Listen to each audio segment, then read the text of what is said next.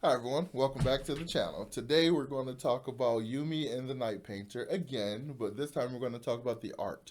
The art in the world, the art expression of the characters, and just the art kind of as a theme in the way Brandon kind of brings it up in this story. So yeah, with that being said, make sure you hit that like button and subscribe to the channel if you haven't done so already, and let's begin.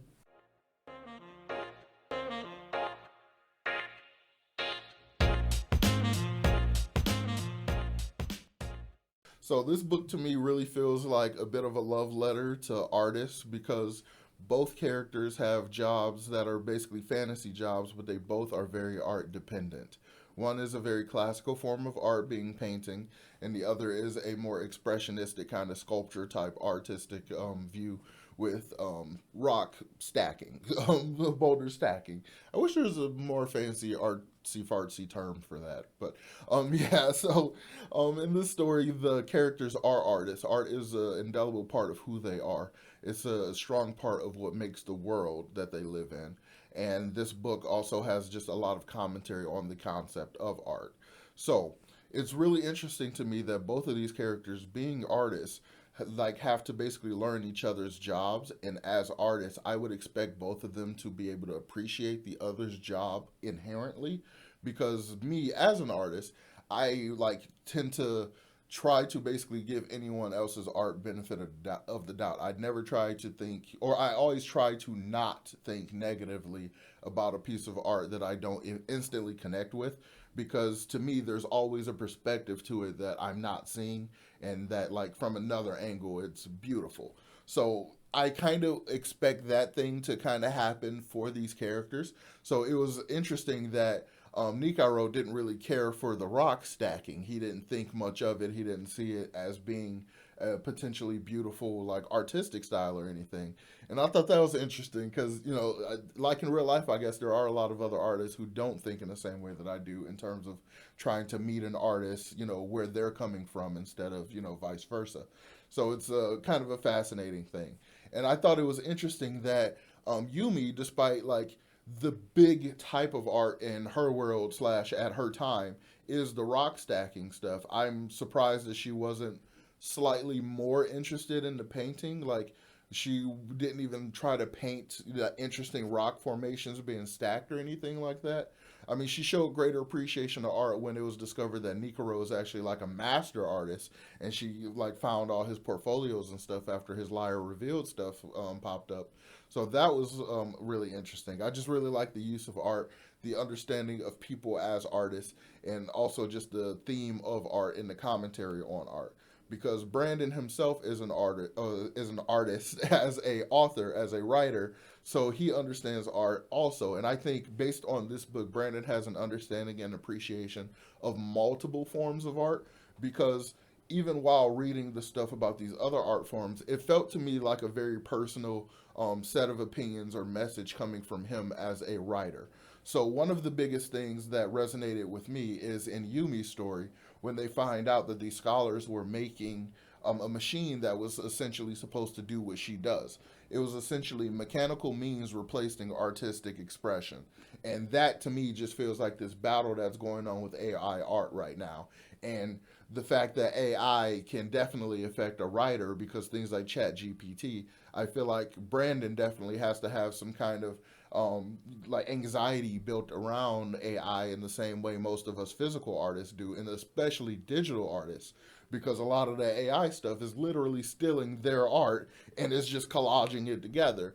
So there's this idea of replacement fear. So it feels like Yumi has this immediate fear that she'll be replaceable by this mechanical means, because even though she can call up to like 30 something spirits in a single session that takes hours upon hours, you could still have this machine that can only call one a day working all the time, and you could have numerous numbers of the machines. So effectively, just by mechanical means, they could eventually outpace her output. So therefore, being replaced, like this artistic natural soul connection ability kind of thing, being replaced by mechanical means. And that's kind of what it feels like one of the themes of the story really is, because that's kind of how I feel about AI. And I feel like most writers probably feel similar to AI, because the writers in Hollywood are on strike right now because of that issue, or at least that's one of the issues, because AI is unregulated because their own writing can be replaced by a computer, and that's just it makes such a dystopian worldview in my head. It causes me so much anxiety I can't even explain it. Like, holy crap. So yeah, so I'm gonna kind of keep going to talk a little bit more.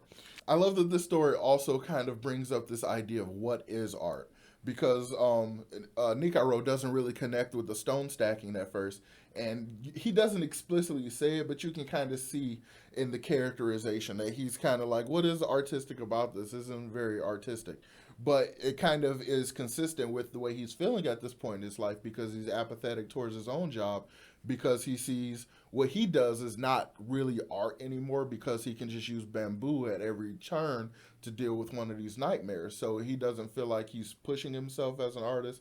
But he also has this interesting perception of being an artist that we learn about later when his lies to his other friends is kind of revealed.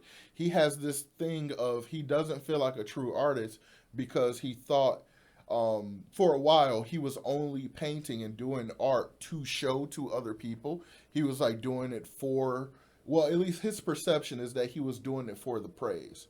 But I don't think that diminishes him as an artist, because part of the entire point of art is to be shared. Like, yes, they say some true artists will create even if no one is watching, if no one ever sees it. And honestly, I do that because, I mean, art is just therapy, quite frankly.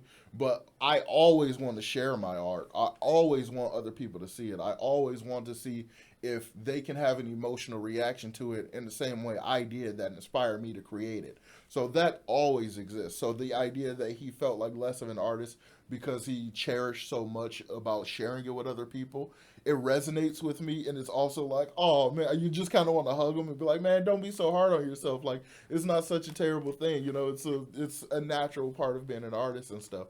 So it wraps around a lot of his other insecurities and things. So it just kind of works really well with the characterization of the character. So I just really like that kind of aspect of it. But one of the I guess negatives is that the stone stacking, while Yumi essentially has 1700 years of perfected skill in this art, she doesn't seem to, I mean, I don't know, the way she describes and the way she talks about it, like finding the balance and doing this and like doing that kind of thing like that, and the like center of gravity and all the kind of stuff with the stones. Like, to me, a lot of that is just skill and not, it's like it's applied skill, not true expression, I guess. Maybe if we spent more time with her making some, like, the, because in one scene she makes a whole bunch of them. Maybe if we would have spent a little more nuanced time, we could have got that further into her head, but we didn't really get that. So I'm left with, you know, less of an impression in that direction in terms of Yumi, as compared to Nikaro.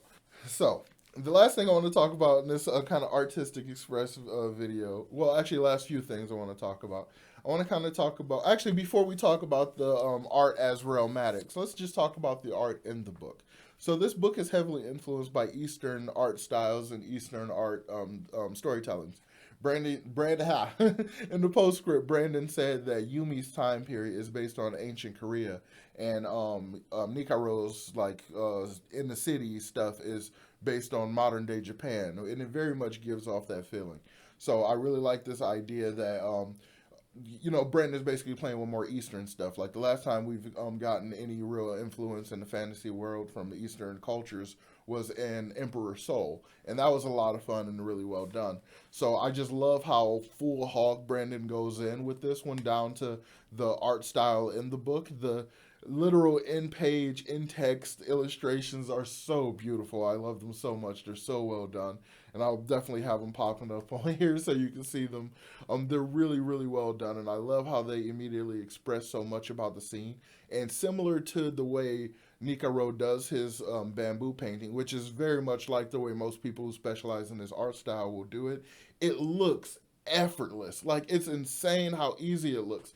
Like, the idea of the way the bamboo is done, just like the blop and then like drop the line and then like another blop and it makes the stalk of bamboo. Like, it sounds so effortless, but I have tried it so many times and it is not. It is not. So That's one of my favorite things about this style of I don't want to call it, I think it's Japanese specifically, but at least that watercolor kind of art style, especially the heavy use of ink, which might not be Japanese. I could just be regionally wrong, but I just really love that art style because it is so much a study in making something that looks so simple so complex. Like there's even a point in the story where they kind of talk about it where Nikaro can use just a few lines, like just maybe 5 lines, but just the way he does it, it gives a full impression of a face. You get every detail of the face, but with just these minimalistic lines. That ability to do something so minimalistic but gives this heavy impression of full detail is just so amazing to me. I love it more than I can explain, and it's one of the skills I really wish I had any aptitude with so I could develop it more. I mean, I guess I could, groundwork, true, study it and learn it and ground up develop kind of thing, whatever. But it's a style that I really, really like a lot, and I love it, and I think it kind of plays into the overall themes of this book a lot. There's another description also when Yumi is looking through Nikaro's portfolio of all his older amazing stuff. There's this idea that everything is done just in black ink, but he can gradiate the basically the values, the light and dark and the shadows and all that stuff. He can manipulate them to such a degree that you can look at a completely black and white picture and get a full range of color just because that's that level of gradient he was able to do. And that skill is real. People can do that, and I think it's amazing. And as an artist, I can't help but just utterly appreciate it. So the fact that Brandon went so deep in with that in this book is just like it's just chef's kiss. And it also kind of leaves me again in that like I'm kind of annoyed that I didn't like the core story more because I love everything that surrounds it so much. So it just leaves me I'm just like maybe I need to read it a third time and maybe it'll all click or something. I don't know. Yeah, but I really love the in-text illustrations. I love the art. I love just even the cover art. Granted, I liked the preview Secret Project cover more than the official one, and I think that theme is going to continue because we've sat with the Secret Project covers for a while. So when we get the official covers, it's a little jarring. But I'm 3 for 3 so far. I like the previews better than the officials, but I really, really dig it. I like it a lot. And so yeah, let's go ahead and talk about art as aromatics. So I really like this idea that Brandon is almost pulling everything we learned about light weavers and kind of applying it to a greater sense. So the way that cognitive entities exist on Roshar, they're the spren, the emotion spren, and all that stuff. They all exist based on human perception of them in that area. So the perception of these creatures kind of influence what they are. So people see these creatures back then as just general spirits, but effectively they would be classified as creation spren. And considering all shards are everywhere, it's hard to not believe that those are effectively a type of creation spread, even though they probably originate from virtuosity's investiture, but they feel like creation spread. I like this idea that the artistic expression is interesting enough on a romantic level that it will attract these spirits, just like creation spread, just like spread of emotions or anything else. Like it's just a really cool mechanic, and the idea that that same kind of situation is almost flipped with the nightmare painters in that they have to force their impression on something in order to force it into a form that is more benign and less dangerous in order so to the point where it's manifested an entire industry of people that literally go to art school to be effectively police officers. So I just really like that use of it that way romantically it kind of expands and explains things and stuff. And just romantically just the design, all the design stuff in there. I want to talk about that more in a specific romantic video. But I really like the way Brandon integrated the ideas of art with this story and the way it all kind of plays together. It's a lot of fun. I really dig it a lot, and I could probably gush about it forever. Let me look at my notes again, see if I got any other points I want to bring up. I think those. So I think those are all my points. Yes, the art in this book is great. I really love Brandon's use of art. I love Brandon's understanding of art. I love the implication that this book is really about artistic replacement and the fear of mechanical replacement of a skill that is so benign, not even benign, but so ephemeral as art and like artistic expression, from be it rock stacking to painting to writing. There's just so many different forms of art, and they're all incredibly valid, and they're all are incredibly valuable, and we should totally appreciate them. And from one artist to another, thank you, Brandon, for a book that really, really does play on the art, and I am just a sucker for it. So yeah, with that being said, make sure you all hit that like button and subscribe to the channel if you haven't done so already. Make sure you leave a comment down below. Let me know how you feel about the art in this. Art, is there any other artists out there? As you all know, there's multiple videos on here of my paintings and stuff, and all the paintings behind me. I'm a physical canvas and painter. Any other different artists out there, musicians or anything like that, let me know how this book affected you. Did the art part of it like really sing to you the way it did for me? Let me know about that in the comments down below. And of course, make sure you hit the like button, subscribe to the channel if you haven't done so already, and I'll talk to y'all next time. Peace.